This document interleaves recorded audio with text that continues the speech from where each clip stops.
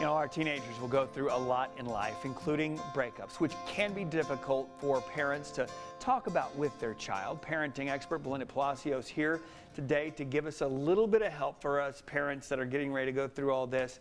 And the first breakup, it's a bit of a doozy for everybody involved. You know, it really can. It can be a toughie, you know, because when we're teens and we really like this person. Intense. So intense, and we think this is it. This is it forever. And 9 times out of 10, it's not. Now, there are those. It's like a pair of socks. It's very temporary. It usually is, you know. Now, my sister, you know, was one of the exceptions. But most, you know, most of us, it's dated in high school, got married, and still married. That's great. I know it, Kathy.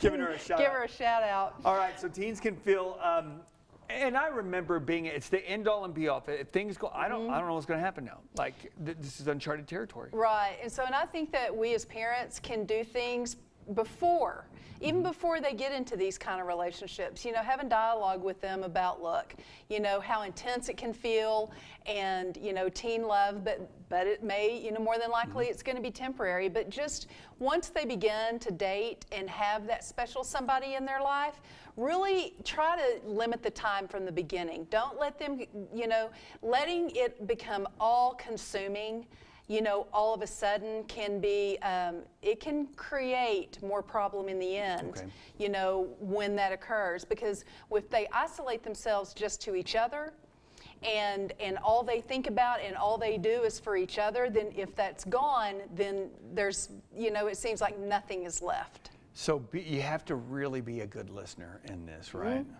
You do, and you know, having those conversations about not getting too serious too soon, because you know, this is a time in your life to where you're experiencing a lot of different things. You know, you should be trying different activities. You should be, you know, involved with different people, getting to know different people. And this will, you know, when they're not, you know, just focused on one person, then this can create some of the problems, you know, with being alone, to where you have unwanted, you know, sexual activity, you know, all those kinds of things go hand in hand. Our next one is stay calm and parent on. Even though in that conversation you may be pulled to get a little emotional. That's right. You know, let them do the talking and don't interrupt them, and just stay calm, because they're needing to talk to somebody and you want that person to be you. And so when they start talking about their feelings, let them go. And there's going to be times to where you're going to want to interject and give advice and tell them what you think, but just let them finish. And if they ask for your advice, of course, give it to them. Okay, I'm going to give you a couple real quick. Don't trash the ex. You never know when they'll show up. Don't minimize it. And this one I want to spend a little time. Don't steal it. Don't steal it from the kids. What do you mean by that? Well, what that means is that when kids start talking about their feelings, sometimes, and it's natural for us as parents, want to interject and give our examples of when we were young or how we feel today, because there may be some parents that are single, you know, and oh, well, this is how I feel, and they just kind of take the conversation over. And when that happens, when you kind of steal that conversation away, kids aren't going to, they're just going to clam up. They're going to clam up, they're going to want to disengage, and they're going to want to leave. And so that is why it's important to let that dialogue continue with that child until it's a good time to interject. Let's jump down to the end just real quick. If you're a parent and you feel like the heartache is lingering a little bit long, what do we need to do?